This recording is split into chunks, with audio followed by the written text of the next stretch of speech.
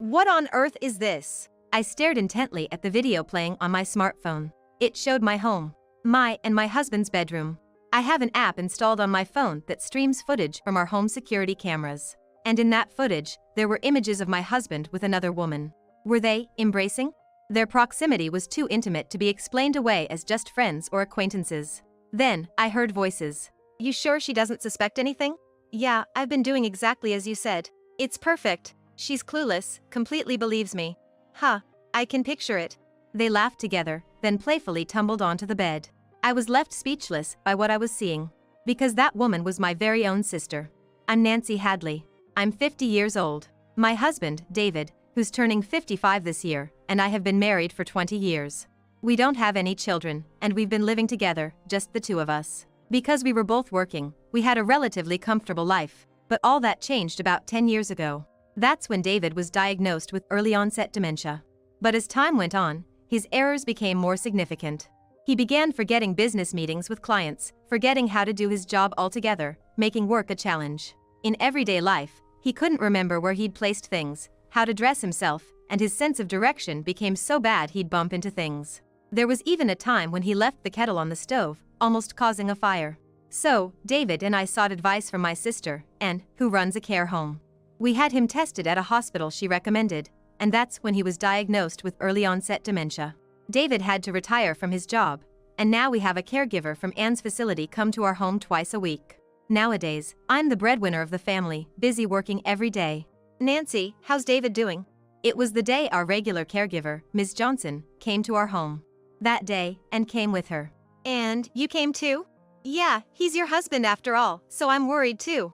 Ever since we started relying on Anne's facility, she would often stop by before I left for work. She's been caring for David like a brother ever since we got married because, as she often said when we were younger, she always wanted a big brother. She was the one who was most heartbroken when David was diagnosed with dementia. Even though she herself was supposed to be busy with work, the fact that she would check in on us frequently like this was truly appreciated. Thanks to Anne and Ms. Johnson, I'm able to leave David at home with peace of mind while I go out to work. If I didn't have my income, our household finances would fall apart, so I have nothing but gratitude for the two of them. However, they can't come on weekends, so the burden of caregiving falls on my shoulders alone.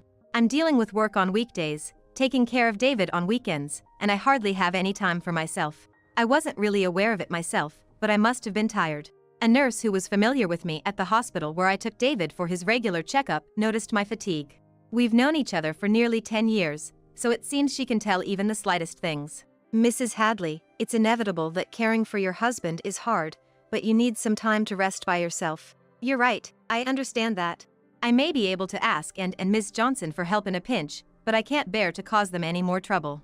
By the way, a new nurse came to this hospital the other day, who used to work at a specialized dementia hospital in New York. Maybe she can help you out. Look, there she is. When I looked in the direction the nurse was pointing, I couldn't believe my eyes. It was Amy, my best friend from college. Amy seemed surprised to see me too, but we hugged each other and celebrated our reunion. Amy, who was active in the softball club in college, was still a sharp-looking woman with a neat short haircut. Nancy, you haven't changed at all. Neither have you, Amy. I'm so glad to see you. Amy told me that she had waited for her children to grow up, divorced her husband, and returned to her hometown. Just let me know when you're free for a cup of coffee, she suggested, when David came out of the examination room in his wheelchair after finishing his tests. Oh, this is my husband, David. I guess it's been ages since our wedding. That's right. It's been a long time. I'm Nancy's friend from college. Amy, bending down to match the eye level of David seated in the wheelchair, paused for a moment. Amy? Something wrong? Oh, sorry. David, we met once at your wedding. Is that so? I'm looking forward to your future care. Thank you in advance. David smiled at her and replied. Amy seemed to be looking at David with a somewhat meaningful expression. Probably noticing my puzzled look, she stood up with a smile. I've taken care of many patients like your husband, so I might be able to give you some advice. I think I can be of some help, so feel free to ask. Yeah, I'll rely on you for sure. Thanks, Amy. We waved goodbye to each other. After that, there were several occasions when I met Amy, such as when I went to get David's medicine or when his health deteriorated. Each time, Amy would look at me with concern, but I pretended not to notice and brushed it off. A few months after my reunion with Amy, David and I visited the hospital together.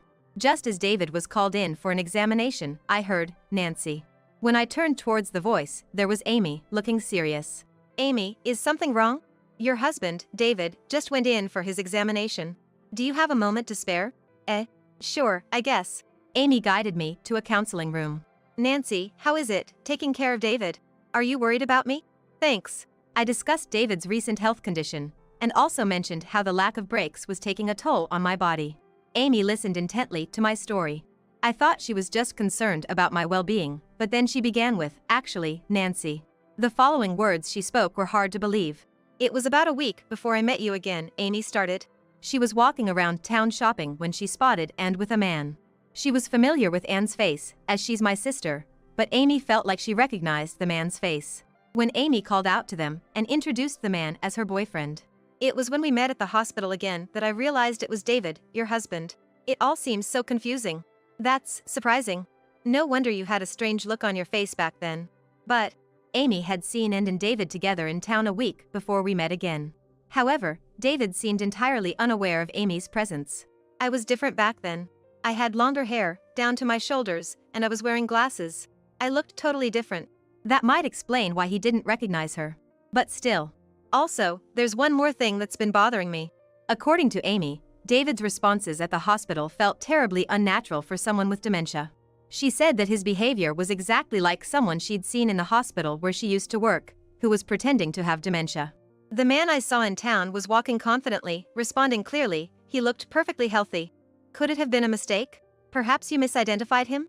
"I don't think so. You know David has those distinctive moles under his right eye, right? The man with and had them too. It's kind of a sexy look for a guy." "I'm sorry, I shouldn't be talking about your husband that way." Amy apologized, seemingly realizing that her comment was a bit inappropriate. "But it's true, David does have those moles. It's not common to find someone else with the same face and mole positioning. So, could it be that David has been pretending to have dementia for 10 years, and he's having an affair with Anne?" The story was hard to believe, but Amy was not one to lie. "Honestly, I don't think this hospital is very good," Amy confessed. "What? The doctors here aren't great, and I've heard bad rumors too. Doesn't it seem odd that they have so many patients? So I think you should get a proper check to see if David really has dementia," Amy said with a serious look on her face. Struck by Amy's words, I went to a big box store and bought a home security camera. I placed it in inconspicuous spots in the living room and bedroom to secretly record what was happening while I was at work. I set it up to watch on my smartphone and checked in during breaks. Sure enough, David's behavior was different from what he showed me. He was not lost or confused about where things were placed. He was living quite normally. Moreover, when Ms. Johnson, who I had asked to take care of David, arrived, there was no sign of her caring for him. Furthermore, I found out that Anne had been frequently visiting my house while I was away. On top of that, their conversations were clearly recorded on the footage. "You're not getting caught pretending to have dementia, right, David?" "Yeah, because I'm doing just as Anne suggests. Pretending not to know the date or where things are is working perfectly. Pretending not to write or go outside thinking it's day when it's actually night would be good too. Nancy is a trusting person, so I don't think she'll suspect anything." "Is Ms. Johnson okay? Won't she spill the beans?" She's fine. She's a single mom with a kid, so she needs money. I've been giving her a little higher salary and she's been keeping quiet." After laughing together, they would flirt and head to the bedroom. I was left speechless when I saw the footage. I couldn't believe my sister and husband were conspiring behind my back. But the evidence was clearly left on the footage. I was lost, faced with the undeniable truth. A few days later, I felt the urge to talk to Ms. Johnson, who had been taking care of David. When I contacted Ms. Johnson, she said she would be available the following Saturday. I visited her apartment and showed her the footage. She looked resigned, apologized to me with tears in her eyes, saying, "What's in this footage, is the truth. I've been deceiving you all this time and I'm truly sorry. I don't have a license, and I was struggling to find another job. I had no choice but to go along with what Anne said because she hired me with such attractive terms." As Anne had said in the footage, she was a single mother, raising her child on her own, and she needed money. However, she felt guilty because she knew she was aiding in deceiving someone. Thanks to that guilt, I was able to get her testimony. She also entrusted me with copies of receipts, daily reports, and her diary from that time. "No matter how much I needed money, I did something unacceptable as a human being. I am really, really sorry." She kept apologizing over and over again. In addition to the evidence and testimony provided by Ms. Johnson, I decided to collect more proof. After visiting a few related parties and hearing their stories, I consulted with my lawyer and decided to confront David and Ann at the scene of their affair. On a typical weekday, I pretended to go to work as usual and waited near my house. When Ann arrived at the house and it seemed like the right time when the two of them likely got busy, I came back home. Capturing the scene, they panicked, unable to escape, and I said coldly, "I know everything now. David, I heard you messed up your precious job. Got sidelined and started to hate your work?" This was something his coworker had told me. David had been saying to his colleagues, "There's nothing more I can do here. Nancy is making good money. I want to quit and live a laid-back life." Looking at my calm demeanor, David began to confess in a hurry. "It wasn't from me, it was Ann who seduced me. She said we could pretend to have dementia and be supported by you. While you are at work, we can meet as much as we want. Even Ms. Johnson was hired by Ann for the sake of an alibi." His words suggested the one at fault is Ann, not me. At David's words, Ann went hysterical and began to rage. What the heck? Even David was fully on board with the plan. And now he's trying to duck out and avoid responsibility. That's cowardly. Shut up. You are the one who kept pushing me into this. I just went along with what you said. I could feel my heart growing colder as the two of them bickered at each other, stark naked. I couldn't stand this situation with these two any longer. That's enough. Both of you get out. I threw them out of the living room window, along with their clothes and Ann's purse that were scattered on the floor, and then shut the window. They kept banging on the window, saying things like "open up" and "let us explain." But I just closed the curtains and ignored them. When they wouldn't stop banging on the window, I sent them a message on WhatsApp saying, "Be quiet. If you don't want the cops called, leave now," and suddenly, they fell silent. For a few days afterward, they kept coming to the house and sending messages on WhatsApp, which got on my nerves, so I sold the house and moved to a weekly rental apartment. In fact, when David was diagnosed with dementia, I had changed the title of our jointly owned house to my name. David, who had retired, no longer had the ability to pay the mortgage, and I changed the title in advance, thinking it would be a hassle if a dementia patient had decision-making authority in case of an emergency. I was able to sell the house for more than I expected, and I purchased an apartment with the money I had quietly saved up. I hadn't foreseen a situation like this, but I must say, good job past Nancy. And so, I divorced David. I also claimed division of assets against David. It doesn't matter whether David has the ability to pay or not. It's a statement that you two did this to me.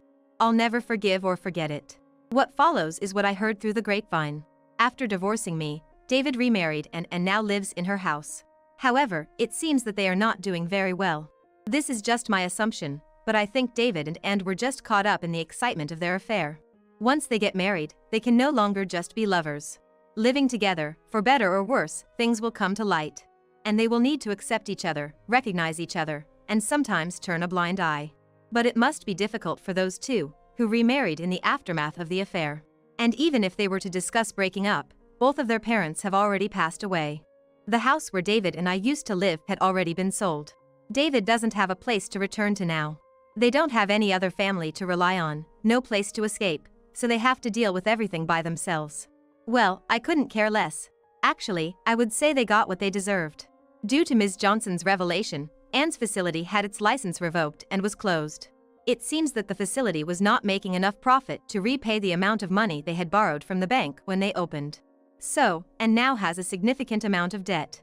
That seems like a sufficient price for a sister who stole her sister's husband. It seems the quack doctor who issued the fake diagnosis faced trouble too.